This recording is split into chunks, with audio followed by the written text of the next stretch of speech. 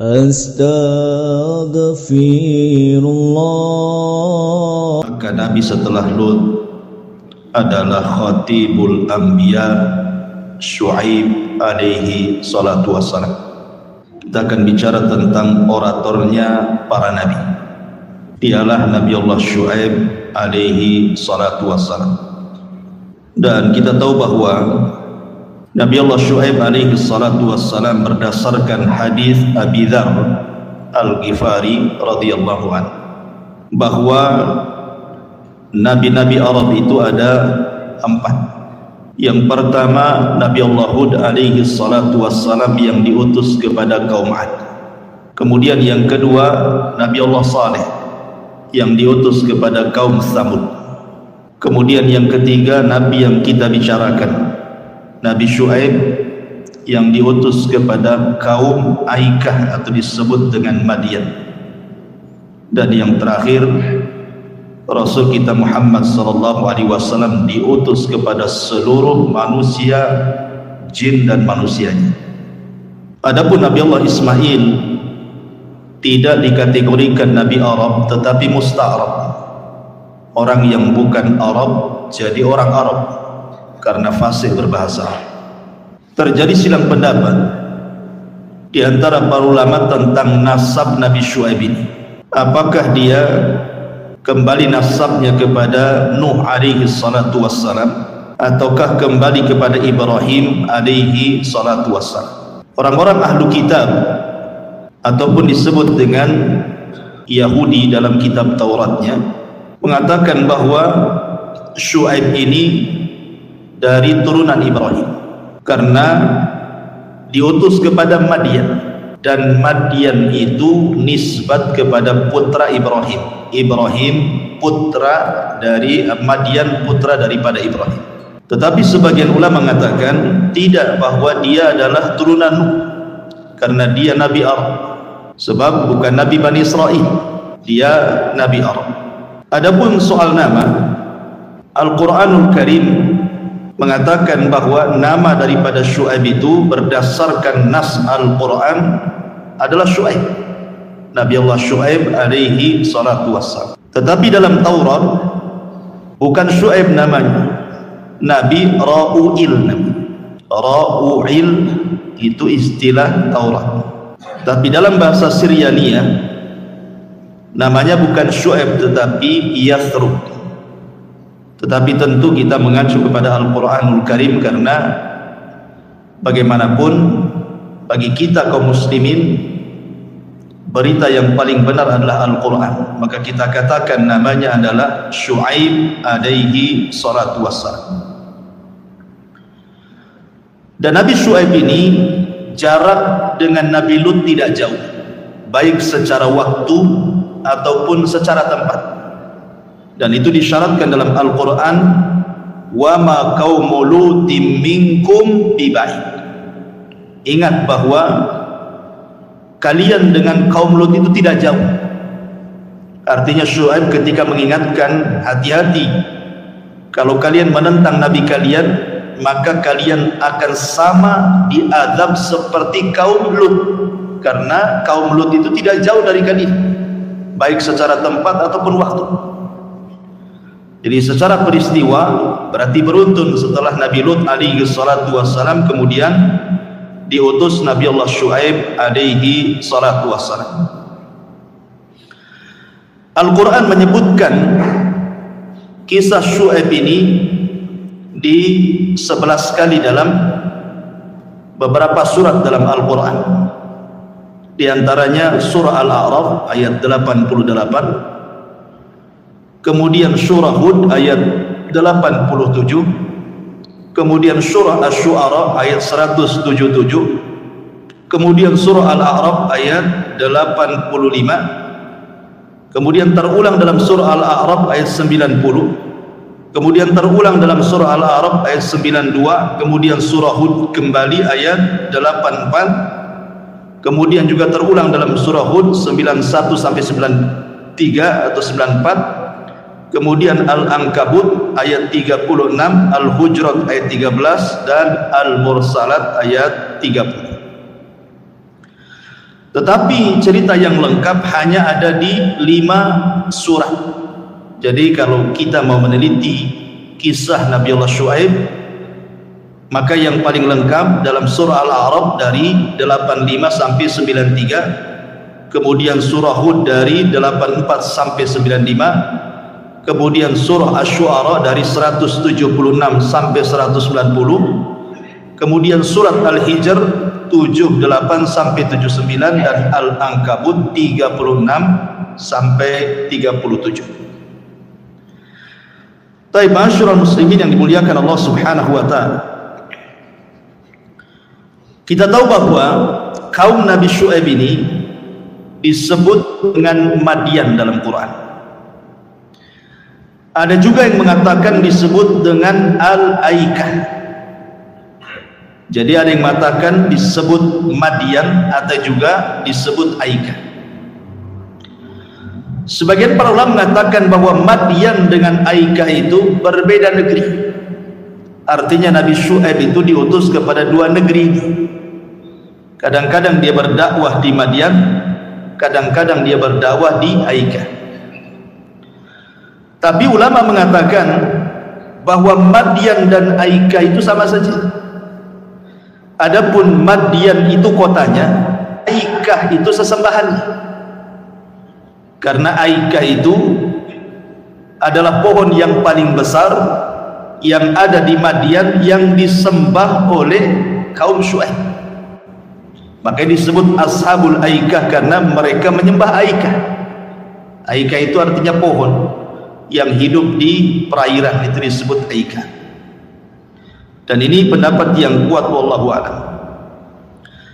Adapun letak Madian sendiri memang menjadi khilaf para ulama.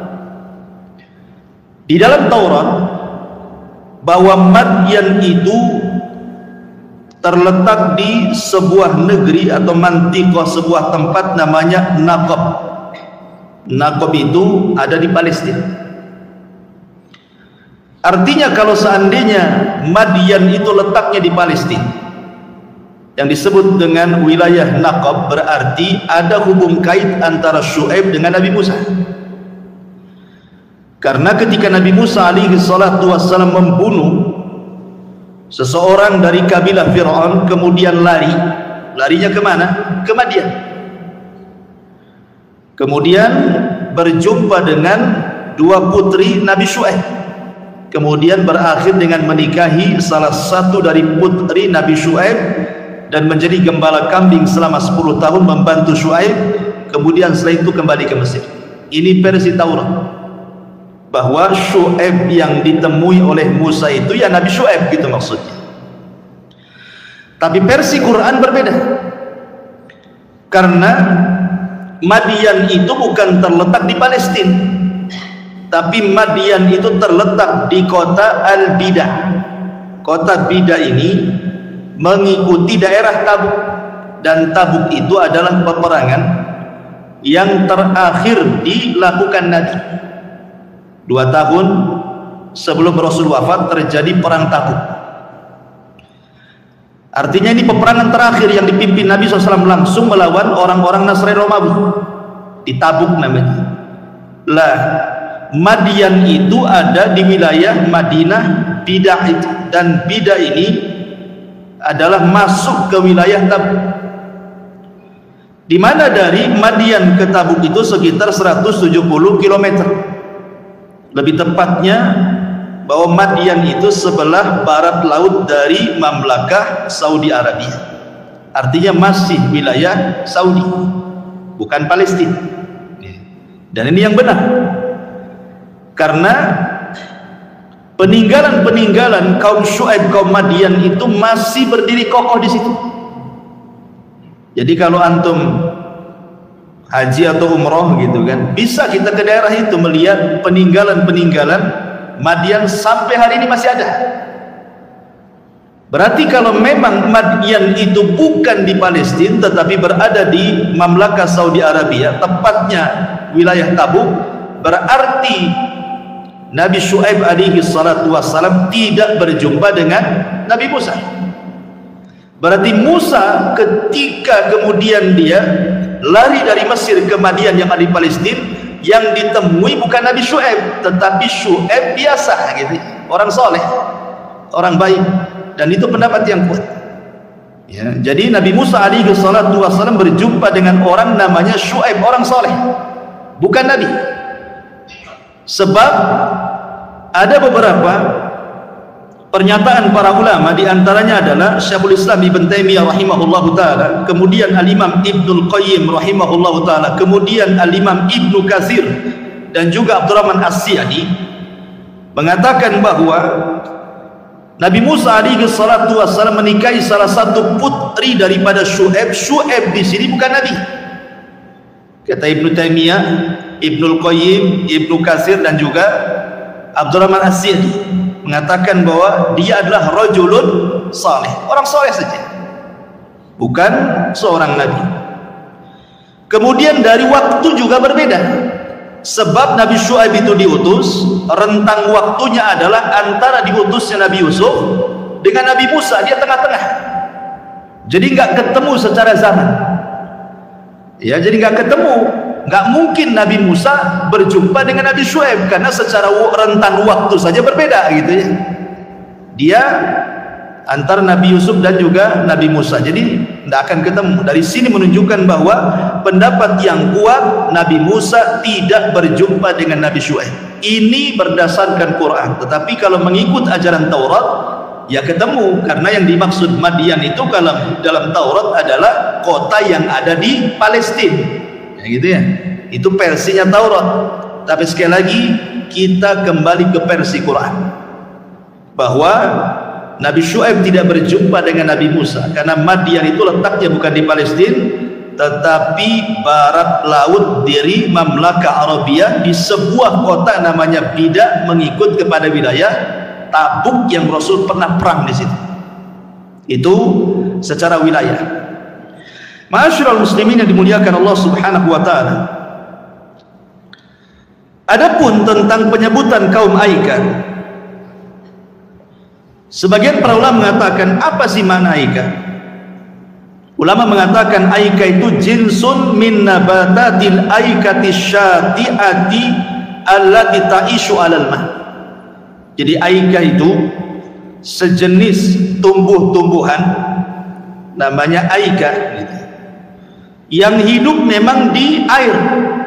Dia hanya hidup di air gitu. Mungkin kalau kita lihat mungkin tumbuh-tumbuhan yang di pinggir-pinggir laut itu ya, mungkin semacam itulah gitu ya. Lah Ahlul Madian itu disebutkan juga dalam Al-Quran kan dua tuh. Pertama, Allah Subhanahu wa taala mengatakan wa ila madyana aghahum Syuaibah, dan kepada kaum Madian Allah utus saudara mereka Nabi Syuaib. Itu terdapat dalam surah Hud 84.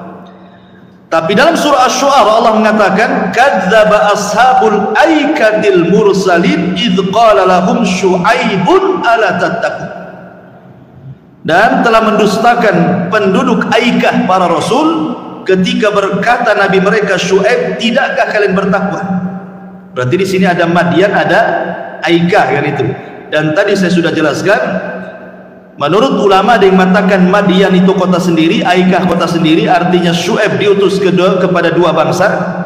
Tetapi pendapat yang kuat wallahu alam bahwa Madian itu ya Aikah, dan Aikah itu maksudnya sesembahan karena mereka menyembah pohon.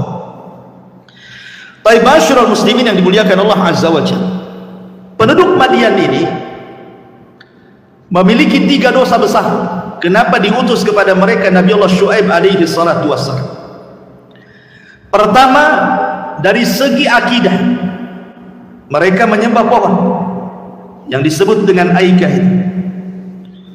Mereka menganggap bahwa pohon itu memiliki pengaruh kepada peristiwa dan kejadian di bumi. Jadi yang mendatangkan rizki, yang mendatangkan jodoh, yang mendatangkan kehidupan bagi penduduk Madian itu bersumber dari Aikah. Makanya mereka mengagungkan pohon Aikah itu, pohon yang paling besar yang ada di Madian itu. Dan orang-orang yang nyembah pohon, dan ini sejarah pertama orang nyembah pohon inilah ya di zaman Nabi Syuaib. Ada orang nyembah pohonnya di zaman Nabi Syuaib. Tetapi di zaman Nabi SAW, orang-orang jahiliyah pun sebagian mereka selain menyembah berhala, mereka menyembah pohon juga. Dan itu disyaratkan dalam sebuah riwayat ketika Nabi SAW perang melawan kabilah-kabilah musyrik gitu ya di Hunain. Ketika itu kan Rasul membawa pasukan 10.000. Nah 10.000 pasukan ini rupanya sebagian besar adalah orang-orang yang baru masuk Islam setelah tragedi Fathu Mekah kan. Ketika Rasul memerangi atau membukakan kota Mekah itu kan, orang itu kan tidak menghadapi Rasul, hanya melihat dari kejauhan saja. Seolah-olah mereka mengatakan, coba saja Muhammad itu menyerang Mekah, pasti akan terjadi seperti yang terjadi kepada Abrahatul Asram. Ketika bawa pasukan gajah menyerbu Mekah, didatangkan burung ababil kan. Rupanya setelah Nabi SAW menguasai Mekah, tak ada burung ababil itu.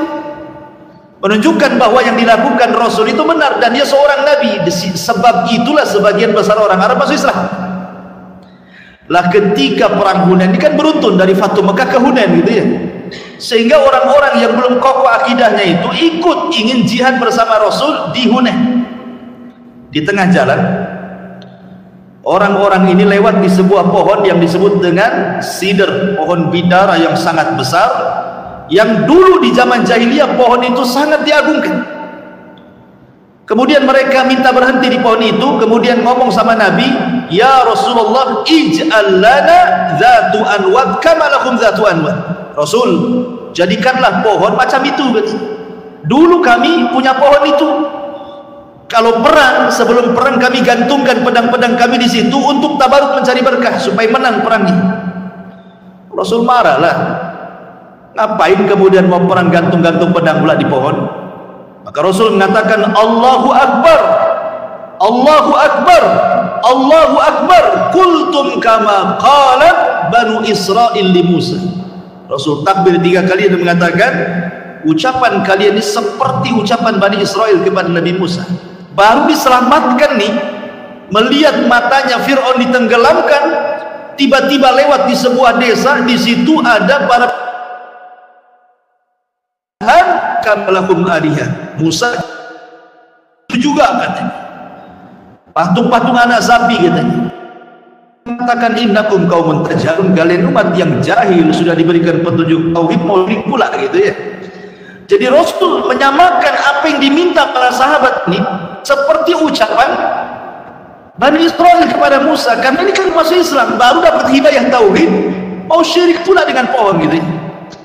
Subhanallah, penyembahan pohon ini rupanya masih ada juga di negeri kita kan. Saya ingat masih kecil-kecil dulu, kalau di tempat saya di Majalengka itu biasanya orang masih mengeramatkan pohon beringin. Pohon banyak di satu pohon beringin itu. Apalagi kalau beringin itu letaknya di pinggir-pinggir sungai ya. Pokoknya jauh dari perkampungan. Wah, itu banyak sesajen di situ, entah apa maksudnya.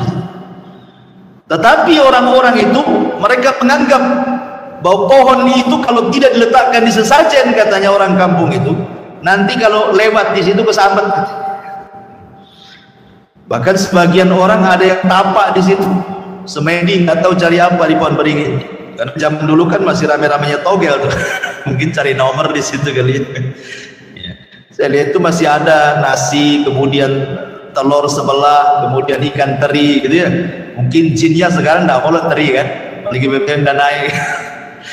Ma'asyiral muslimin yang dimuliakan Allah Azza wa Jalla, intinya bahwa ashabul Madyan atau kaum Madyan ini menyembah pohon. Ini satu penyimpangan yang teramat besar dalam bab akidah. Kemudian yang kedua, penduduk Madyan ini suka quta'utur. Mereka suka merampok. Jadi memalah, kalau ada orang yang datang ke daerahnya atau hanya sekedar lewat, tidak bisa main lewat begitu saja. Karena masalahnya Madyan ini adalah tempat strategis di mana tempat perjalanan orang berniaga, entah berniaga ke Yaman, entah berniaga ke Syam gitu. Nah lewatnya itu ke Madyan, sehingga kemudian para peniaga-peniaga itu suka dicegat di jalan. suruh bayar upeti, suruh bayar pajak, kalau enggak dirampok, ya. Dan ini kerusakan di dalam dunia, ya. Merusak bumi namanya, menciptakan ketidakamanan, kan, orang jadi takut buat ke situ. Dan yang paling menonjol di dalam Al-Quran adalah yang ketiga, kecurangan dalam berniaga. Ini yang paling disorot dalam Al-Quran, karena kaum inilah yang pertama kali memberikan contoh tentang curang dalam berniaga, mengurang-urang takaran, mengurang-urang timbangan, mengambil hak orang lain, riba, zalim, macam-macam ada di situ. Jadi kaum Madian ini pengasas pertama orang curang dalam dagang. Akhirnya Allah Subhanahu wa taala kirim azab kepada mereka karena kecurangan. Padahal kaum Madian itu secara ekonomi Allah berikan kecukupan. Subhanallah, kufur nikmat, ya. Jadi secara ekonomi itu mereka di atas kecukupan, orangnya kaya-kaya. Tetapi kalau berniaga curang-curang orangnya. Coba bayangkan, terkadang orang diberikan kekayaan bukannya bersyukur tetapi makin kufur, kan? Betul kata Allah Subhanahu wa taala, Allah berfirman, kalla innal insana la yadgha an ra'ahus taghna. Terkadang manusia itu mudah melampaui batas apabila Allah berikan kecukupan yang melimpah. Dari sini ma'asyiral muslimin, 3 poin inilah yang kemudian menjadikan Allah Subhanahu wa taala utus kepada mereka kaum Madian ini seorang nabi yang disebut dengan Syuaib atau disebut dengan Khatibul Anbiya. Karena Nabi SAW itu kalau disebutkan nama Syuaib, karena orang Arab itu paham ceritanya. Kenapa Al-Quran menceritakan Nabi Syuaib kepada orang-orang Quraisy dan perlakuan mereka serta adab mereka? Karena orang-orang Arab tahu ceritanya. Jadi Rasul selalu mengingatkan tentang kisah kaum Madian kepada orang-orang Quraisy itu. Makanya Rasul apabila menyebut Syuaib, Rasul mengatakan dzaka khatibul anbiya, itulah orator para nabi. Karena Nabi Syuaib ini orangnya fasih kalau ngomong gitu, ya. Kalau bantah membantah itu dia bisa mematahkan lawannya, dan dia orang yang paling luar biasa bicaranya. Dan itu dikenal, makanya julukannya Syuaib itu khatibul anbiya, oratornya para nabi. Ma'asyiral muslimin yang dimuliakan Allah Azza wa Jalla, baik kita akan kisahkan secara lengkap kisah Nabi Allah Syuaib alaihi salatu wassalam. Saya ambil di satu surat saja, nanti lebihnya kita akan masukkan dari beberapa surat karena tidak mungkin kita bahas semua suratnya. Kita ambil dari surah Qaf ayat 13 sampai 15. Ma'asyiral muslimin yang dimuliakan Allah Subhanahu wa taala, Allah Subhanahu wa taala berfirman dalam surah Qaf, wa ila madyana akhahum Syuaibah, dan kepada kaum Madian Allah utus saudara mereka Nabi Allah Syuaib. Di sini Allah ketika mengatakan akhahum, saudara mereka, maknanya Syuaib itu lahir di tengah-tengah kaum Madian. Bukan orang lain Nabi Syuaib itu, orang mereka sendiri gitu. Artinya kaum Madian itu tahu kecilnya Syuaib seperti apa, remajanya Syuaib seperti apa, dewasanya Syuaib sampai diangkat jadi nabi dan rasul itu. Orang-orang Madian tahu Syuaib itu seperti apa gitu maksudnya. Sama dengan Nabi SAW lahir di tengah-tengah Quraisy, kan. Orang-orang Quraisy tahu bagaimana kecilnya Rasul, remajanya Rasul, dewasanya Rasul, sampai menikahnya Rasul, sampai diangkat jadi Nabi dan Rasul. Orang-orang Quraisy tahu. Lah begitu juga Syuaib di tengah-tengah kaumnya sangat dikenal. Siapa Nabi Allah Syuaib alaihi salatu wassalam itu? Kemudian qala, dia mengatakan, ya qaumi ibudullaha ma lakum min ilahin ghair. Wahai kaumku, sembahlah Allah, karena tidak ada sesembahan selain daripada Allah Subhanahu wa taala yang berhak disembah kecuali Dia. Dari sini kita tahu ma'asyiral muslimin yang dimuliakan Allah Azza wa Jalla, bahwa setiap para nabi pasti bendera dakwah pertama kali adalah tauhid sebelum yang lain. Dan itu diceritakan di beberapa ayat dalam Al-Quran, seperti surah Al-A'raf ayat 85, Allah mengatakan wa ila madyana akhahum Syuaiba qala ya qaumi ibudullaha ma lakum min ilahin ghair. Dan kepada kaum Madian Allah utus saudara mereka Syuaib. Syuaib mengatakan, hei kaumku, sembahlah Allah, tauhidkan Allah, tidak ada sesembahan selain daripada Allah yang berhak disembah kecuali Allah. Kemudian terulang dalam surah Hud ayat 84. Kemudian terulang dalam surah Al-Ankabut ayat 36. Kemudian terulang dalam surah Asy-Syu'ara ayat 179. Idz qala lahum Syu'aibun ala tattaqun. Dan ketika Syuaib berkata kepada kaumnya, tidakkah kalian bertakwa, tidakkah kalian mentauhidkan Allah Subhanahu wa taala? Dari sini kita tahu bahwa semua para nabi mendakwahkan tauhid, dan ini yang harusnya kita lakukan hari ini. Dakwah tauhid harus tanamkan kepada anak-anak kita seperti Luqman Al-Hakim menanamkan kepada anaknya, ya bunayya la tusyrik billah. Wahai anakku, jangan sekutukan Allah Subhanahu wa taala.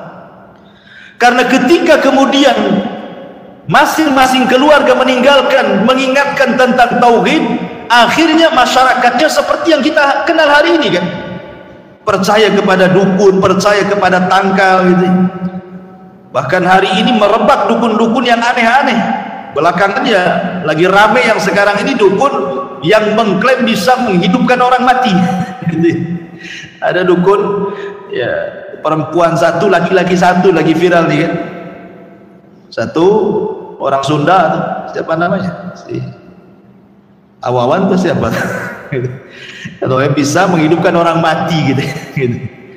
Kemudian ada lagi ini perempuan, ya, menggunakan ilmu kejawen gitu, bisa menghidupkan orang mati. Naudzubillah.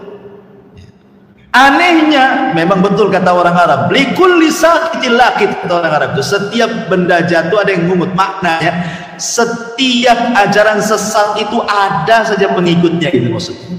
Ada saja yang percaya gitu. Padahal sudah jelas-jelas menghidupkan orang mati itu kan hak mutlak milik Allah kan itu. Pasti kita katakan orang itu sedang berdusta, menipu, tapi ada saja yang percaya. Itu anehnya.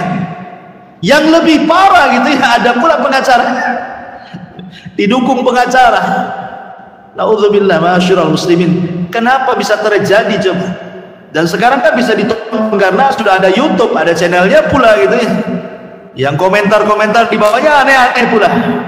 Lah dari sini ma'asyiral muslimin, kenapa sampai orang yakin dengan perdukunan ini? Karena terkikisnya tauhid. Orang kalau bertauhid tidak mungkin yakin-yakin dengan perkara tersebut.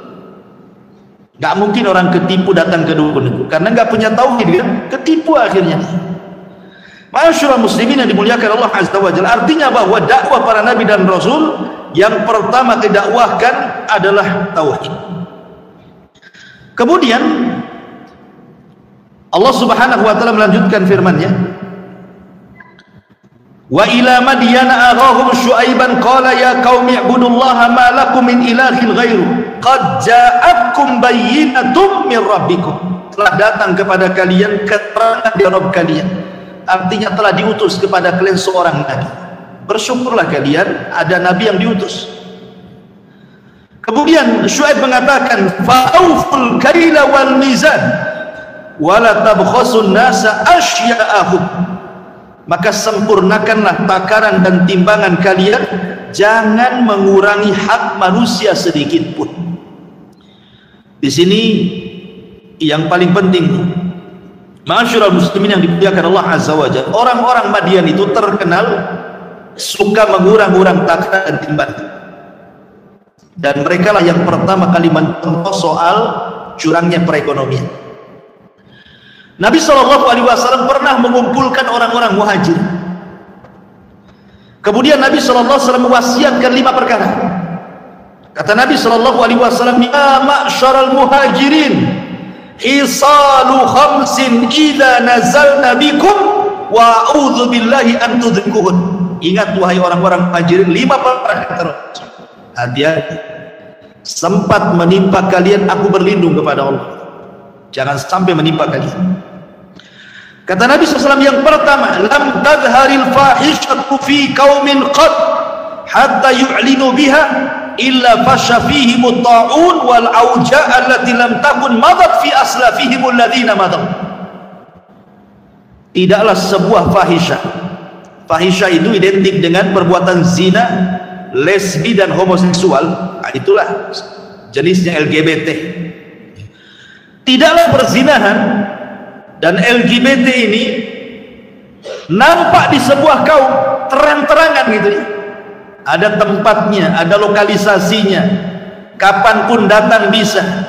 Terkadang dilegalkan pula sama pemerintah daerah gitu.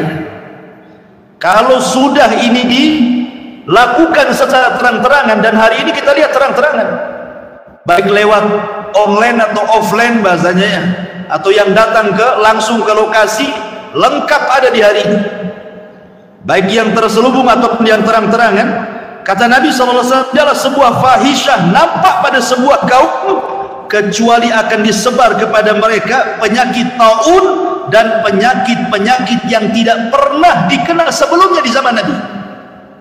Di zaman Nabi nggak ada namanya penyakit AIDS itu. Muncul hari ini penyakit itu, dan belum ada obatnya.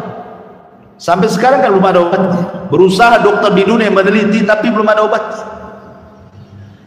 Kenapa demikian ikhwan? Kalaupun ada obatnya, pasti Allah akan kirim lagi wabah yang lain kan? Karena percuma satu dunia ini, dokter ini mau rapat kemudian mencari obat sebuah penyakit karena sebuah maksiat yang disebut dengan zina ataupun LGBT dan yang semacamnya, nanti Allah kirim lagi penyakit yang lain. Karena yang mereka lawan itu Allah Subhanahu wa ta'ala. Yang mereka sedang berhadapan itu dengan Allah, dan Allah sanggup mengirimkan tentaranya apapun yang Allah kehendaki kan gitu.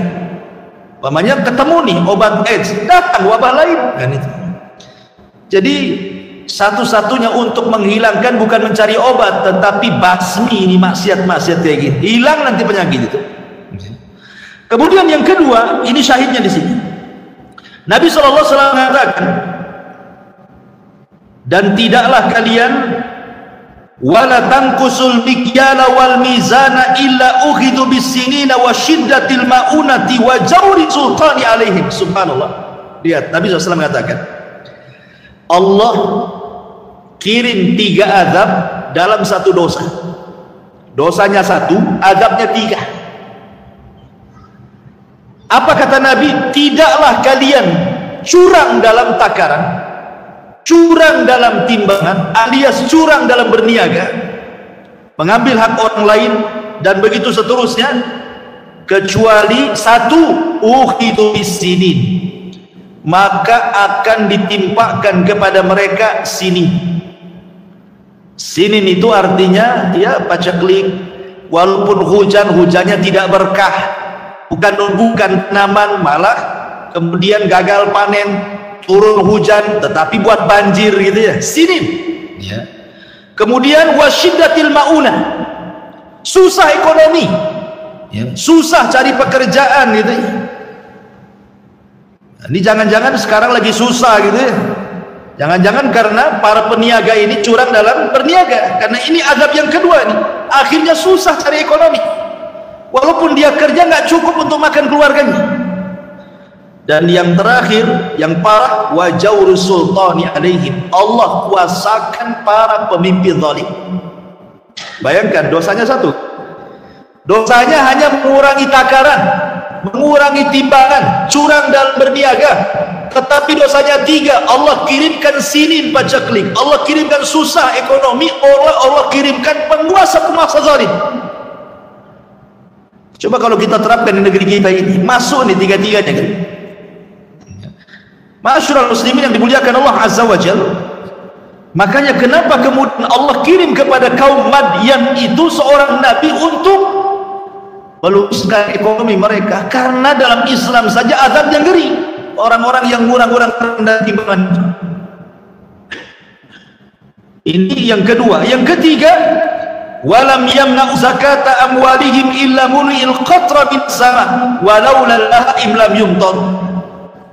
Tidaklah manusia mencegah zakat kecuali akan ditahan hujan dari langit, kalau bukan karena binatang ternak Allah sudah tidak mungkin menghujani bumi lagi.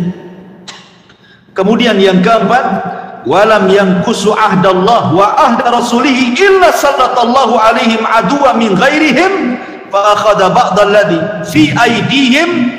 Kemudian yang tidaklah mereka menjalankan perintah Allah dan Rasulnya kecuali akan dikuasakan musuh dari luar yang akan mengambil sebagian harta kalian. Dan yang terakhir, wa lam yahkum a'immatuhum bima anzalallah wa takhayyaru fima anzalallah illa ja'alallahu ba'sahum bainahum. Ketika mereka mulai meninggalkan hukum-hukum Allah, Allah subhanahu wa ta'ala akan timpakan kepada mereka berbagai macam azab. Naudzubillah. Syahidnya di sini adalah poin yang kedua, tidaklah mereka mengurang-urang takaran dan timbangan kecuali akan ditimpakan konflik susahnya ekonomi dan dikirim kepada mereka para pemimpin zalim. Makanya kenapa Rasul sallallahu alaihi wasallam sampai mengatakan idza tabaya'tum bil 'idah wa akhadtum adnabal baqar wa raditum bizar'i wa taraktumul jihad sallallahu alaikum dhullan la yanzihu illa hatta tarji'u ila dinikum. Kata Nabi sallallahu alaihi wasallam, ketika kalian sudah berekonomi menggunakan sistem riba Anda mainkan, kemudian Anda redha dengan peternakan kalian, lupa agama, redha dengan sawah dan ladang kalian, lupa penuntut ilmu, kemudian kalian meninggalkan jihad dengan harta, jihad dengan dakwah, dan begitu seterusnya, kecuali Allah akan kuasakan kehinaan dan tidak mungkin dicabut kehinaan itu sampai kembali ke ajaran Islam yang benar. Sampai Nabi SAW mengatakan akan ditimpakan kehinaan itu sudah mulai curang dalam berniaga. Maka kenapa dengan tegas ketika Rasul hijrah dari Mekah ke Madinah, yang menguasai ekonomi Madinah itu siapa? Yahudi, Bani. Naik pasar terbesar di Madinah di zaman Rasul ketika hijrah itu orang-orang Yahudi, dan orang Yahudi terkurang tenaga, sama dengan kaum Syuaib, mengurang timbangan, mengurang takaran, kemudian tidak memberikan hak kepada mereka. Makanya Allah kirimkan atau Allah turunkan satu surat pada mereka yang disebut dengan surah Al-Mutaffifin. Allah mengatakan apa? Wailun lil mutaffifin, neraka bagi para mutaffif yang suka ngurang-ngurang itu. Maksudnya apa di sini? Orang-orang di sini alladzina idza talu arnas yastawfun idza kaluhum awazanuhum yushirun. Kalau dia jadi pembeli tambahlah, kalau dia jadi penjual diganjal timbangannya. Nah, gitu maksudnya. Itu mutaffif. Itu kan banyak di pasar-pasarnya. Kadang-kadang timbangan rusak pula ditimbang itu. Kadang-kadang baru naruh udah diambil lagi, nomornya itu belum jalan udah diambil kasih gitu. Kalau saya lihat di YouTube itu kadang-kadang kalau jual buah, rupanya yang jelek-jelek sudah dikreseki di belakang gitu ya. Betul, diambil yang bagus-bagus, lah nih pembelinya ditaruh, diambil kresek yang lain. Ada orang yang seperti itu, teman. Lihat mutaffif. Yang mengerikan di sini adalah kalimat wail di sini. Apa sih wail itu? Wail itu artinya wail fi jahannam, sebuah lembah letaknya di neraka jahanam. Jadi neraka jahanam itu di bawahnya, di mana lembah itu kata para ulama syadidu zulmi, syadidu qa'ri, syadidu natani, sangat gelap, sangat dalam, sangat busuk. Dan setiap hari neraka jahanam meminta kepada Allah perlindungan dari lembahnya sendiri. Jahannamnya ketakutan dari lembahnya. Itu disebut wail namanya. Pertanyaannya, kenapa mutaffif ini diancam sedemikian rupa dengan kalimat wail? Coba bayangkan. Padahal mutaffif ini kadang-kadang tidak mengenyangkan kan itu. Kalau seorang penjual jual jeruk, kemudian dikurangi 1 buah atau 2 butir buah, 2 butir buah itu kalau kita makan nggak kenyang. Tapi kenapa kemudian ancamannya sampai diancam dengan sebuah lembah di dalam jahanam? Coba, kok begitu kali ancamannya? Rupanya rahasianya karena kita tidak tahu antara pembeli dan penjual itu siapa. Boleh jadi yang membeli itu anak yatim, berarti kita ngambil hak anak yatim. Boleh jadi yang membeli fakir miskin, berarti yang kita ambil hak fakir miskin. Boleh jadi mungkin dia naik mobil, yang beli itu tetapi membelikan untuk disedekahkan kepada asuhan. Kita tidak tahu kan itu. Atau mungkin penjual ini dia orang miskin, Dia orang susah, kita kemudian mengatakan tolonglah tambah kan itu. Orang ini jelas-jelas miskin gitu. Itulah kenapa kemudian tatfif itu sampai diancam dengan kalimat wail dalam Al-Quran. Itu rahasianya di situ. Karena kita tidak tahu antara penjual dan pembeli masalah. Ma'asyiral muslimin yang dimuliakan Allah Azza wa Jalla, kembali kepada kisah kaum Syuaib. Jadi kaum Syuaib itu suka mereka mengurang-urang takaran dan mengurang-urang timbangan. Makanya Nabi Syuaib mengatakan fa'auful kaila wal mizan wa la tabkhasun nasa asya'ahum. Sempurnakan timbang takaran kalian, jangan kurangi sedikit pun hak manusia. Kemudian setelah itu Allah mengatakan wal tubsiu fil ardi ba'da islahiha. Tolong jangan terus bumi setelah Allah perbaiki bumi. Artinya jangan merampok, jangan mencuri, jangan nakut-nakuti orang. Allah buat bumi ini sudah damai aman gitu. Dengan adanya para perampok jadi gak aman. Contoh saja satu perumahan, belum ada sejarahnya orang nyuri motor, tiba-tiba motor hilang. Oh, sibuk satu perumahan kan. Yang disalahkan satpamnya kan itu. Akhirnya sibuk, portal sana, portal sini kan itu. Gara-gara satu motor, deg-degan satu perumahan. Yang tadinya motor di luar semua masuk ruang tamu jadinya. Itu satu perumahan tuh. Baru satu motor hilang sudah geger gitu ya. Ma'asyiral muslimin yang dimuliakan Allah Azza wa Jalla. Kemudian Allah mengatakan, "Dzalikum khairul lakum in kuntum mu'min." Itu semua lebih baik bagi kalian jika kalian orang-orang yang beriman. Kemudian Allah katakan juga perkataan Syuaib, "Wala taqudu bikulli siratin tu'iduna wa tasudduna an sabilillah." Jangan kalian suka duduk-duduk menakut-nakuti orang Islam. Jadi kaum Syuaib ini menakut-nakuti orang-orang yang sudah beriman kepada Nabi Syuaib, ditakut-takuti, suruh mereka balik lagi ke ajaran menyembah pohon Aika itu. Jadi berusaha menghalang-halangi jalan dari jalan-jalan Allah Subhanahu wa taala. Nah, ini juga dosa lain ini. Orang sudah dapat hidayah disuruh sesat gitu ya. Ini dosa lain daripada dosa kaum Nabi Syuaib alaihi salatu wassalam. Ma'asyiral muslimin yang dimuliakan Allah Subhanahu wa taala. Lah, kita tahu bahwa kaum Madian, saya ulangi dari awal bahwa kaum yang diberikan kenikmatan berupa ekonomi yang cukup sebenarnya. Tetapi karena kecurangan itulah kemudian Allah Subhanahu wa taala kirim Nabi Syuaib kepada mereka. Kemudian Nabi Syuaib berdakwah seperti yang tadi saya jelaskan. Tapi lihat jawabannya. Bagaimana jawaban kaum Syuaib kepada Nabi Allah Syuaib alaihi salatu wassalam yang Allah Subhanahu wa taala sebutkan di dalam surat yang lain. Allah mengatakan, qala ya qaumi, qala ya qalu, mereka berkata, ya Syuaib, as-salatuka ta'muruka an natruka ma ya'bud abauna aw naf'ala fi amwalina ma nasha innaka la antal halimur rasyid. Lihat bahasanya.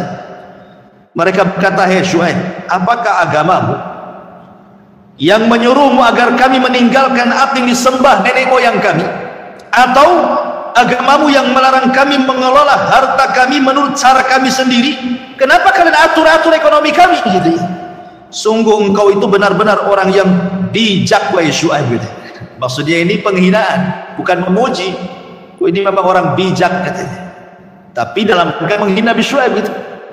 Tapi dari sini ikhwan, ada dua perkara dari perkataan kaum Syuaib. Yang pertama, orang kalau sudah kokoh dengan ajaran nenek moyang itu paling sulit dirubah. Orang kalau sudah kokoh dengan ajaran nenek moyang itu paling sulit dirubah. Pasti banyak ngelesnya gitu. Kalau antum berdakwah di sebuah kampung, di sebuah desa, atau ke keluarga antum lah yang masih kental dengan adat istiadat kampungnya gitu ya, itu sulit mengajak mereka untuk ke tauhid dan ke sunnah, itu sulit sekali. Karena bagi mereka ajaran yang benar itulah ajaran yang mereka ketahui dari moyang mereka di kampung mereka, itu masalah. Makanya kenapa kalau kita lihat orang-orang yang mudah dapat hidayah itu biasanya orang-orang yang hijrah, biasanya orang kampung ke kota, hijrah cari kerjaan kan, ketemu banyak orang, otaknya baru berpikir nih ya, bahwa pemikiran itu bukan satu saja, bukan di kampung dia saja. Rupanya ketemu banyak orang, banyak pula pemikiran. Nah, disitulah dia baru menimbang Makanya banyak orang yang hijrah itu justru orang-orang yang hijrah dari kampung. Setelah melihat wawasan yang luas di luar sana, baru kemudian sedikit demi sedikit mereka mau menerima ajaran tauhid, ajaran sunnah kan. Tapi yang tinggal di kampung itu, kecuali Allah yang rahmati mereka ya, sulit dakwah kepada mereka. Makanya sering saya ceritakan kenapa Khalid bin Walid dan Amr bin As itu masuk Islam belakangan. Masuk Islam itu ketika di tahun 7 Hijriah, ketika peristiwa perang Mu'tah. Itulah perang perdana Khalid itu, perang Mu'tah itu di 7 Hijriah. Berarti berapa puluh tahun coba Khalid tidak beriman kepada Nabi Shallallahu Alaihi Wasallam. Nabi Shallallahu Alaihi Wasallam saja di Mekah berapa tahun? 13 tahun. Kemudian tahun 7 Hijriah Khalid baru masuk Islam. Artinya Khalid masuk Islam itu setelah Islam lewat 20 tahun. Ya kan? Setelah lewat 20 tahun, padahal kawan-kawan Khalid bin Walid itu Abu Bakar, Utsman, Umar, Abdurrahman bin Auf masuk Islam di awal-awal Islam. Itu kawan-kawannya. Tapi Khalid bertahan loh dengan jahiliyahnya. Setelah lewat 20 tahun baru masuk Islam dia. Jadi ditanyalah Khalid ini, Khalid, kenapa engkau tidak masuk Islam sebagaimana teman-temanmu dulu? Iya kan? Coba kalau engkau sudah masuk Islam, mungkin engkau akan sama dengan Abu Bakar, Umar, Utsman dan begitu seterusnya. Makanya kenapa Rasul pernah marah kepada Khalid bin Walid ketika dia mencela Abdurrahman ibn Auf. Kenapa Abdurrahman bin Auf ini as-sabiqun al-awwalun, orang-orang yang pertama masuk Islam? Khalid ini 20 tahun baru masuk Islam, tiba-tiba mencela Abdurrahman bin Auf. Rasul marah kepada Khalid mengatakan, ya Khalid, la tasubu ashabi. Jangan kau celah sahabatku ya. Karena kalau seandainya engkau berinfak satu gunung Uhud emas, satu pun nggak akan sampai pahalamu, separuhnya pun tidak, kata Rasul. Jadi Khalid bin Walid merasa menyesal kenapa tidak masuk Islam seperti dulu. Tapi ditanya, kenapa engkau telat? Jawaban Khalid apa? Karena saya masih mengagumi sosoknya Abul Hakam. Siapa Abul Hakam? Abu Jahal. Abu Jahal itu kan pemimpin Quraisy. Ya, pemimpin Quraisy, dia adalah pemimpin tertinggi di Quraisy itu Abu Jahal. Kalau sebelumnya Abdul Muthalib. Abdul Muthalib meninggal dari Bani Hashim, digantikan dari Bani Mahzum Abu Lahab. Abul Hakam atau disebut dengan Abu Jahal. Kenapa Abu Jahal jadi pemimpin? Karena bijak kalau ngomong. Makanya disebut Abul Hakam. Disebut Abu Jahal itu nabi yang ngomong. Orang-orang Arab menyebutnya Abul Hakam. Hakam itu artinya kebijaksanaan, kalau ngomong itu bijak.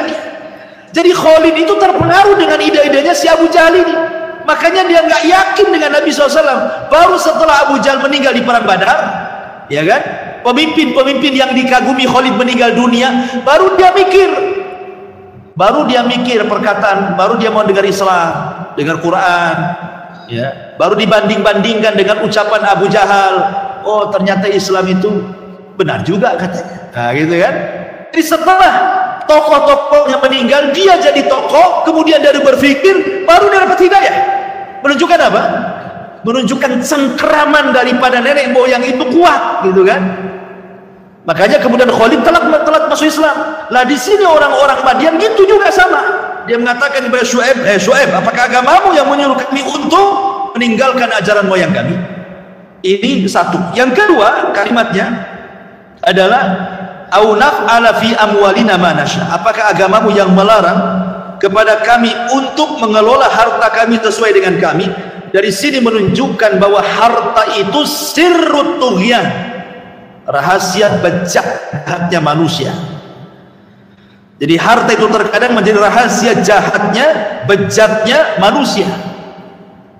Makanya ulama mengatakan banyak harta itu bukan menunjukkan sebuah kebaikan.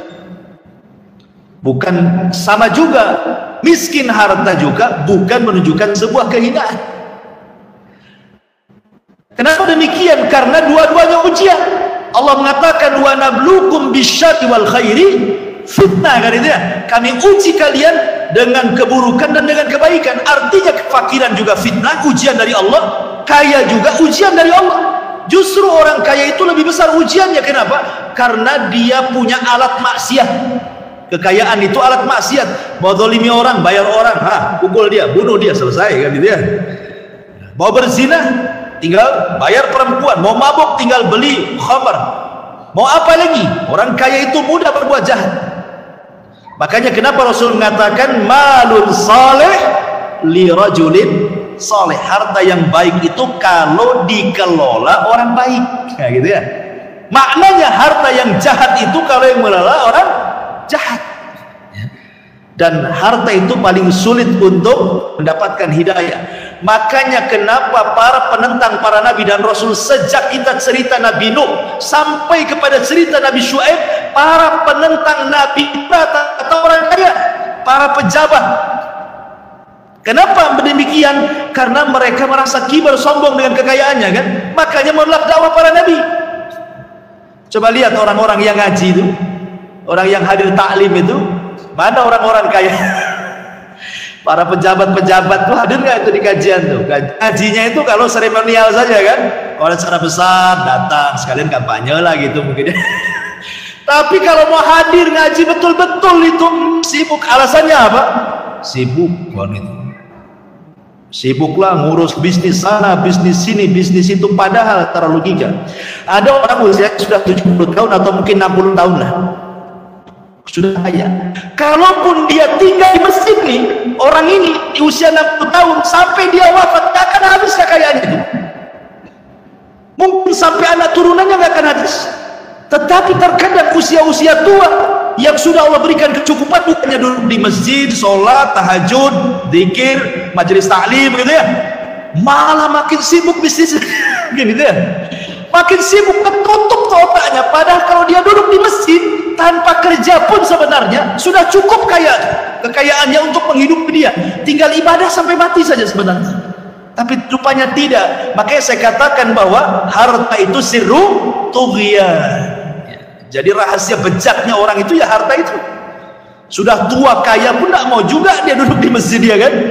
Ma'asyiral muslimin yang dimuliakan, inilah dua faedah dari perkataan kaumnya Syuaib kepada Nabi Allah Syuaib alaihi salatu wassalam.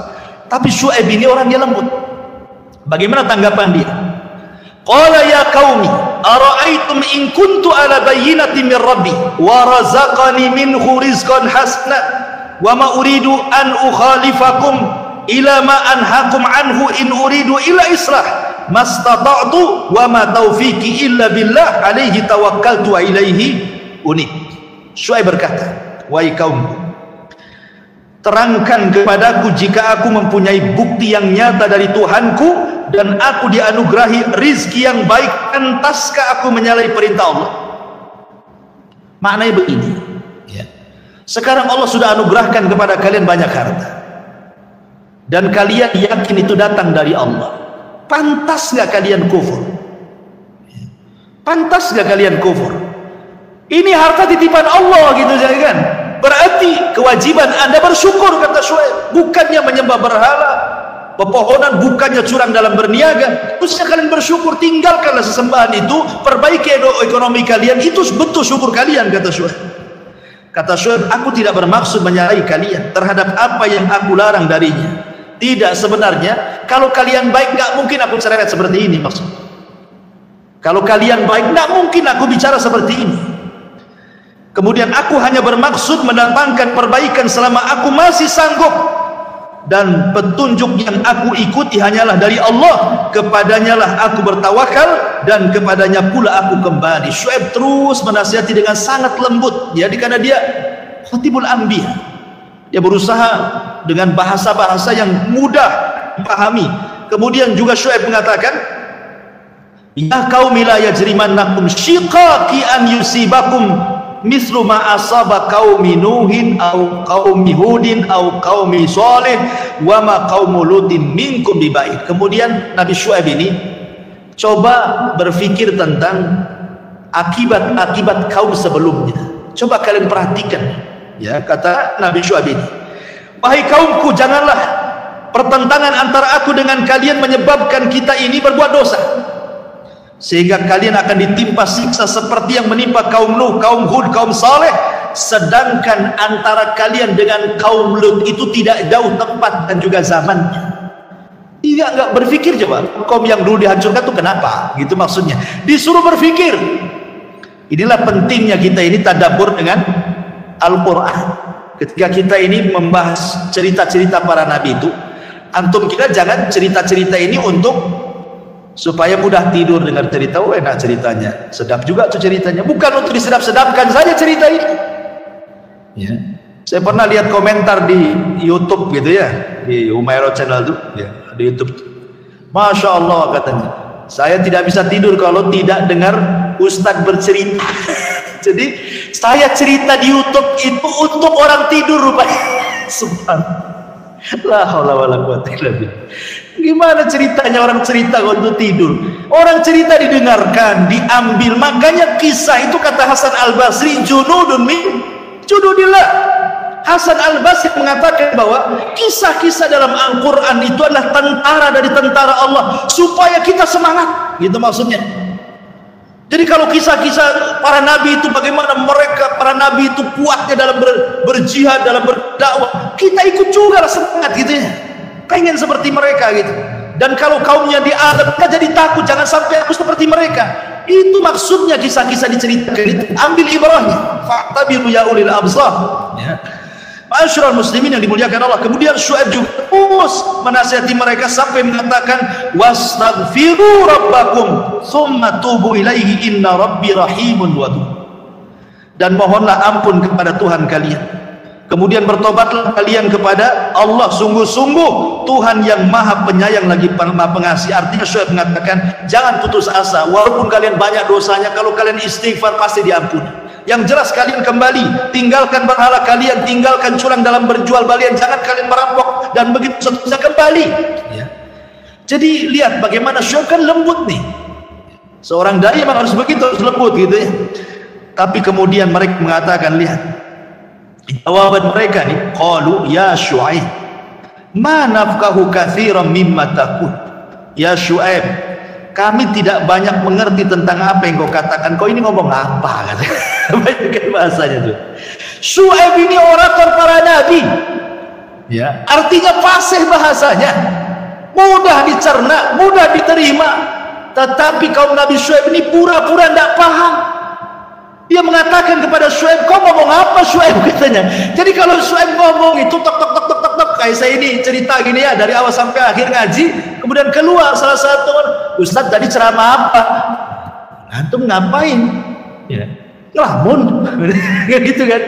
Jadi mereka mengatakan kepada Syuaib itu seolah-olah menutup kebenaran dengan mengatakan kau ngomong apa Syuaib. Dan ini yang banyak di masyarakat.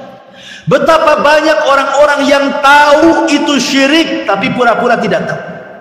Betapa banyak orang-orang yang tahu ini menentang sunnah Rasul tapi pura-pura tidak tahu. Betapa banyak orang yang mengatakan ini adalah maksiat pura-pura tidak tahu. Tetap saja dia berzina, tetap dia minum khamar, tetap dia berjudi, tetap dia dusta, ghibah, padahal dia tahu itu dosa, tetap aja dia lakukan ya, itu pura-pura nggak tahu. Begitu juga para pendakwah banyak, ini tahu syirik, dibiarin. Oh jangan, nanti kalau didakwai pecah belah nanti manusia. Nggak boleh, nggak boleh, nanti buat lari manusia. Jadi ditutup-tutupin pula ada kebenaran coba. Ya. Ma'asyiral muslimin yang dimuliakan Allah Azza wa Jalla, seperti sekarang lah dunia perdukunan itu. Orang dunia perdukunan sudah tahu, ada yang mengatakan ditipu-tipu, ini settingan, atau mungkin dukun beneran. Ada juga ditutup-tutupi dengan cara apa? Dukunnya pakai serban, dukunnya pakai peci, dukunnya bawa tasbih, dukunnya bawa jubah, gitu kan? Jadi kesannya akhirnya kesyirikan seolah-olah bagian daripada agama kan? Ini persis seperti ucapan kaum Syuaib. Kau ngomong apa Syuaib? Gitu.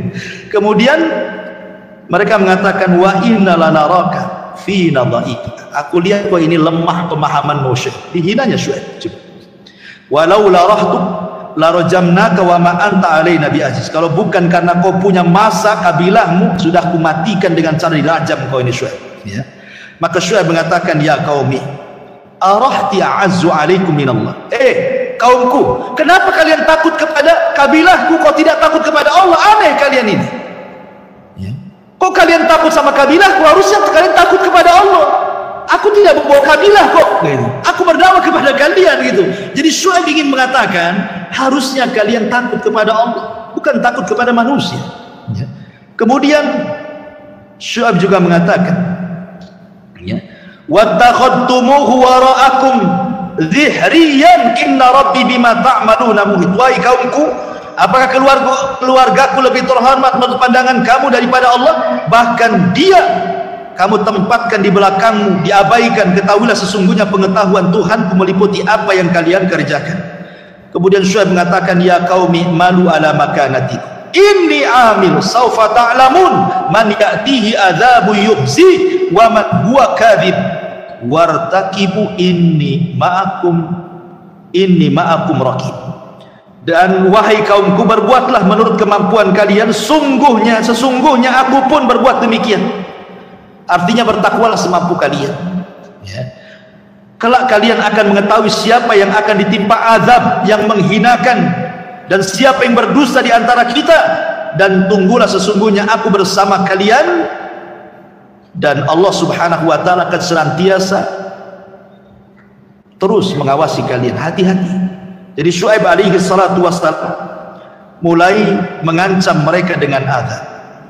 Tapi subhanallah, justru orang-orang Madian ini bukan takut dengan azab, bahkan mereka justru kemudian menantang. Nah, sekali lagi, ini kaum para nabi. Sebelum-sebelumnya juga ketika kita bicara kaum Ad, kaum Samud, rata-rata mereka menantang para nabi. Kalau memang azab yang kau janjikan itu benar, datangkan, kata. Itu kaum Madian juga sama. Bicara kepada kaum Syuaib juga sama dengan mengatakan apa? Wa ma anta illa basyarun mithluna wa inna dhunnuka laminal kadhibin fa asqit alaina kisafan minas sama in kunta minas sadiqin. Engkau ini Syuaib manusia biasa sama dengan kita. Engkau ini hanya pendusta saja. Kalau engkau benar, turunkan azab dari langit sekarang juga, kalau memang engkau orang yang benar, kata. Nah, ini kalau sudah yang demikian sudah melawan Allah, ini beda ceritanya. Subhanallah ikhwan. Azab yang diberikan kepada kaum Madian ini bukan satu azab. Nanti saya sebutkan bagaimana perkataan Ibnu Katsir rahimahullah ta'ala, azab yang ngeri sekali yang Allah timpakan kepada kaum Madian ini, karena dosanya banyak masalahnya, ya. Apa saja coba azab yang ditimpakan kepada kaum Syuaib? Pertama, Allah berikan pacaklik luar biasa. Tidak turun hujan. Tidak turun hujan, ikhwan. Kita saja di Batam ini kalau berapa bulan tak turun hujan saja, sampai ATB kadakan sholat istisqa, ya. Buat awan buatan soal hujan, sudah kesulitan, sudah pusing itu. Bagaimana untuk minum orang Batam dan begitu seterusnya, kan? Ini 3 tahun tidak turun hujan. Apa yang terjadi? Setelah itu Allah subhanahu wa ta'ala hentikan angin. Bayangkan, angin dihentikan oleh Allah. Tidak ada angin, sama sekali nggak ada angin. Allah hentikan angin itu, padahal oksigen itu perlu. Kemudian yang ketiga, Allah buat suhu panas selama 7 hari 7 malam. Kalau tidak ada angin, ya, kita aja kepanasan, kita bisa masuk rumah, bisa cari pohon untuk bernaung. Ini kalau sudah tidak ada angin, tiba-tiba Allah kirim hawa panas selama 7 hari 7 malam. Tempat mana yang bisa menaung dari rasa panas di sini? Masuk rumah salah, bernaung di pohon salah, ya. Sehingga sebagian mereka mengencingi pakaian mereka, diletakkan di kepalanya supaya tidak kepanasan. Kalau masih ada angin masih mendingan. Ini sudah tidak ada angin, hawa panas yang luar biasa selama 7 hari 7 malam, gitu ya. Kemudian Ibnu Katsir rahimahullahu ta'ala menjelaskan, tiba-tiba langit digelapkan. Langit digelapkan. Setelah langit digelapkan, kata Ibnu Katsir rahimahullah ta'ala, tiba-tiba datang bola-bola api dari langit. Meteor-meteor itu, bola-bola api dari langit, kemudian menghantam itu negeri Madian, itu Ashabul Aikah itu. Cukup sampai di sini? Tidak. Allah buat gempa yang luar biasa. Ini sudah berapa atapnya? Ya. Setelah Allah subhanahu wa ta'ala buat gempa yang luar biasa, Allah utus Jibril untuk berteriak 1 kali teriakan. Setelah Jibril berteriak, mengguntur teriakannya, memecahkan gendang-gendang Ashabul Madian, semua bergelimpangan jasadnya di rumah-rumah. Tidak ada satupun yang selamat kecuali mati. Coba paceklik yang berkepanjangan, dihentikan angin, dikirim hawa panas 7 hari 7 malam, tiba-tiba langit digelapkan, dikirimnya bola-bola api dari langit menghantam Madian, setelah itu digempakan, setelah itu teriakan Jibril mengeluarkan roh dari jasadnya. Azab mana lagi lebih pedih daripada kaum Syuaib ini? Makanya Ibnu Katsir rahimahullah taala membuat catatan bagus sekali. Apa kata Imam Ibnu Katsir? Allah Subhanahu wa taala tidak buat azab itu dalam satu waktu, tetapi Allah kasih beberapa jeda waktu. Dan Allah Subhanahu wa taala letakkan di 3 surat, bukan di 1 surat. Ya. Pertama disebutkan dalam surah Al-A'raf, Allah Subhanahu wa taala sebut kalimat gempa. Kemudian dalam surah Hud teriakan dari malaikat Jibril sayhah. Kemudian dalam surah Asy-Syu'ara langit digelapkan, yaumudzulla. Kenapa?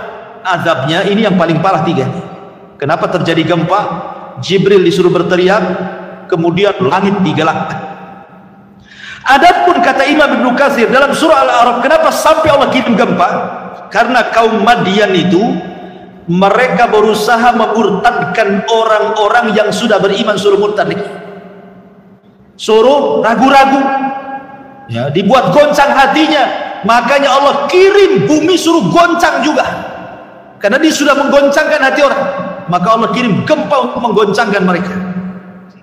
Adapun kemudian dalam surah Hud Allah berikan teriakan karena mereka kalau ngomong di hadapan Nabi Syuaib itu berteriak-teriak, berteriak-teriak gitu ya, sambil sombongnya mereka berteriak-teriak di depan Nabi Syuaib. Makanya Allah kirim teriakan Jibril alaihi salatu wassalam yang mengguntur, menghancurkan gendang-gendang telinga dan melesatkan nyawa dari jasad-jasad. Adapun dalam surah Asy-Syu'ara, kenapa Allah kirim kegelapan yang luar biasa gitu ya?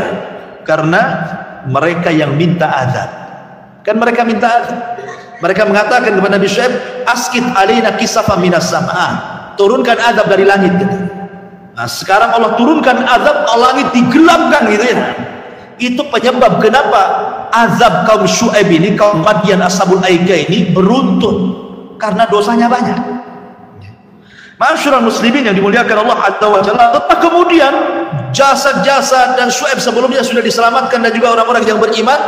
Kemudian setelah azab itu orang mati semua, bangunan pada roboh semuanya, Syuaib datang ke Madian melihat bekas-bekas azab itu. Apa kata Syuaib? Nabi Allah Syuaib alaihi salatu wasallam mengatakan, "Fatawalla anhum wa qala ya qaumi laqad ablagtum risalati rabbi wa nasahtu lakum fa kaifa asa 'alal qaumil kafirin." Ini ucapan terakhir Nabi Syuaib. Apa kata Syuaib? "Wahai kaumku, bukankah sudah kukatakan, aku sudah sampaikan risalah Rabbku kepada kalian dan aku sudah berikan nasihat, tapi kalian menolak nasihat dan risalah Allah. Jadi kalau kalian dihancurkan seperti ini, fa kaifa asa 'alal qaumil kafirin, masa mana saya akan sedih melihat kalian diazab. Aku sedih karena ini perbuatan kalian gitu." Sampai Syuaib tidak menaruh iba sama sekali. Kenapa? Ya karena perbuatan mereka. Sudah dikasih tahu, tidak mau dengar. Sudah disampaikan risalah, tidak mau menerima. Dikasih nasihat, tetap saja menolak nasihat. Jadi kalau Allah azab ya sudah pantas. Makanya Syuaib mengatakan, "Fa kaifa asta al kafirin." Macam mana aku akan sedih dengan apa yang kalian timpakan hai orang kafir? Aku tidak sedih. Ma'asyiral muslimin yang dimuliakan Allah Azza wa Jalla, dari kisah Syuaib ini, ikhwatu fillah dimuliakan Allah Azza wa Jalla, banyak kita petik pelajaran yang bisa kita ambil. Ya, pelajaran yang pertama, bahwa kaum yang rusak itu karena pertama rusak akidahnya. Kaum yang baik itu kalau baik akidahnya. Kenapa kemudian Nabi SAW senantiasa mewanti-wanti soal akidah, soal tauhid? Karena tauhid itu awal kewajiban dan akhir kewajiban. Orang masuk Islam menjadi mu'alaf, dia harus mengucapkan syahadat asyhadu an la ilaha illallah wa asyhadu anna muhammadar rasulullah. Orang mau mati ditalkinkan, kata Rasul, lakin mautakum bila ilaha illallah. Awal mengucapkan la ilaha illallah, akhir pun mengucapkan la ilaha illallah. Dan Rasul mengatakan, as'adun nas bi syafa'ati yaumil qiyamah man qala la ilaha illallah. Orang yang paling bahagia dengan syafaatku pada hari kiamat orang yang mengucapkan kalimat la ilaha illallah. Artinya kalau ingin baik, tanamkan tauhid. Minimal dalam keluarga dulu sebelum yang lainnya. Ya, keluarga kita yang masih gandrung ke dukun gitu ya, cegah mereka jangan ke dukun. Yang masih suka dengan tangkal jimat, karena masyarakat kita ini masih rawan dengan perkara-perkara tersebut kan. Para pengusaha masih juga ada penasihat spiritualnya, para pejabat ada juga, maksudnya penasihat spiritualnya maksudnya dukun gitu ya. Warung-warung ada juga yang nempel-nempelin jimat, raja-raja gitu kan itu ya. Itu sihir takhil namanya, dihayalkan orang kayaknya enak, padahal nggak enak sebenarnya. Cuma dihayalkan setan aja kayaknya enak kali, padahal sama saja. Rasa bakso di sini dengan sana sama saja. Cuma yang satu kena dukun, yang satu tidak kan itu ya. Jadi dihayalkan seolah-olah masuk warung ini kok sangar nih, nggak berani saya. Akhirnya ke sebelahnya. Kenapa? Karena disantet warung sebelahnya itu. Dibuat takhil namanya. Itu masih banyak di masyarakat yang seperti ini. Ma'asyiral muslimin yang dimuliakan Allah Azza wa Jalla, ini yang pertama. Yang kedua dari kisah Nabi Syuaib, bahwa sebuah negeri atau sebuah bangsa itu akan diturunkan berkah dari langit dan dari bumi kalau mereka memperbaiki ekonomi mereka. Allah mengatakan dalam Al-Quran, walau anna ahlal qura amanu wattaqau lafatahna alaihim barakatin minas sama'i wal ardh. Kalau seandainya penduduk negeri itu mau beriman dan bertakwa, niscaya kami akan buka berkah dari langit, berkah dari bumi. Allah suburkan negeri ini akan menjadi negeri yang baldatun thayyibatun wa rabbun ghafur. Dan itu dimulai dari perekonomian. Ekonomi, lihat Nabi bisa menumbangkan ekonomi orang Yahudi hanya dalam tempo 2 tahun. Tumbang gulung tikar pasarnya baik di Kunaiko. Kenapa? Karena Rasul menerapkan sistem Islam. Maka mulai, makanya Umar bin Khattab melarang tidak boleh pedagang masuk pasar kecuali dia sudah hafal Kitabul Buyur tentang hukum-hukum jual beli. Kalau sekarang nggak peduli, bahkan sudah jadi pengusaha baru sibuk ya, yang pengusaha hijrah lah, baru sibuk belajar Kitabul Buyur, mana yang boleh, mana yang haram, mana yang tidak. Sudah makan uang haram baru sibuk dia belajar gitu maksudnya. Umar bin Khattab mengatakan jangan masuk pasar kalau tidak paham hukum jual beli, karena kalau tidak paham hukum jual beli nanti masuk ke riba, masuk ke gharar, masuk ke menimbang mengurang-urang takaran timbangan dan begitu seterusnya. Makanya di dalam kitab Fiqhus Sunnah karya Sayyid Sabiq dalam Kitabul Buyur, Umar itu kalau masuk pasar bawa tongkat. Untuk apa? Memukul siapapun para pedagang yang curang, diusir dari pasar. Anda bisa bayangkan kalau Umar bin Khattab hidup di zaman sekarang masuk pasar Tiban, apa yang terjadi? Antum bisa simpulkan ya. Ma'asyiral muslimin yang dimuliakan Allah, seperti itu ya. Karena masalah perekonomian ini berpengaruh kepada siapa? Kepada keluarga. Sebagaimana tauhid mempengaruhi keluarga, ekonomi juga sama. Makanya kenapa Abu Bakar Siddiq radhiyallahu an, dia punya budak dimerdekakan, habis itu hilang budak ini kemana? Tiba-tiba suatu hari datang bawa sekresek kurma, dihadiahkan kepada Abu Bakar. Ya namanya hadiah, main ambil satu butir dimakan, sudah sampai perut ngomong, kau dapat dari mana katanya. Kata mantan budaknya ini atakahan ya Abu Bakar, aku pura-pura jadi peramal wahai Abu Bakar. Aku ngeramal seseorang, jarinya benar pula padahal pura-pura. Jadi ini dukun settingan. Dia pura-pura ngeramal, betul rupanya ramalannya. Dikasih kurma satu kresek, ya aku terimalah, ini yang kau makan katanya. Marah Abu Bakar, dia masukkan jarinya sampai ke tenggorokan, sampai dia muntah semua isi perutnya keluar. Orang-orang mengatakan, kau akan mati wahai Abu Bakar. Kata Abu Bakar, enggak apa-apa, kalaupun bukan hanya isi perutku yang keluar, nyawa-nyawa keluar aku redo. Yang penting aku tidak memasukkan makanan haram di keluarga Abu Bakar. Ada yang orang seperti ini coba. Orang sekarang ini ya nggak peduli lah. Yang penting dapat duit, persis seperti disabdakan Rasul, sayati alaikum zaman la yubalil mar'u bima akhadhal mal. Akan datang zamannya kata Rasul, orang enggak peduli dari mana harta dia ambil. Amin halalin, amin haramin. Apakah harta dari halal ataukah dari haram, yang penting dapat duit zaman sekarang. Ya kan? Dan itu sudah terbukti sabda Nabi SAW. Kemudian yang terakhir, kata sudah 9, ya, faedahnya di sini adalah bahwa setiap dosa itu pasti ada akibat. Setiap dosa itu akibat. Salah satu akibatnya adalah Rasul yang mengatakan bahwa Allah haramkan rizki. Kenapa? Innallaha yahrumur rizqa. Allah mengharamkan rizki pada seseorang bisa babi karena sebab apa? Dzambin yusibu. Dzamban yusibu, karena sebab dosa yang dia lakukan. Artinya setiap dosa pasti punya pengaruh. Punya pengaruh baik kepada ketenangan keluarga, ketenangan hati, kebahagiaan. Pasti dosa itu ada pengaruhnya. Tidak mungkin tidak ada pengaruh. Maka Imam Ibnu Qayyim bagus sekali sampai dia menyebutkan pengaruh dosa itu banyak sekali dalam kitab. Maka jauhi dosa sebisa mungkin, karena dosa itu membawa pengaruh yang luar biasa jeleknya dalam kehidupan umat manusia. Wallahu a'lam bishawab.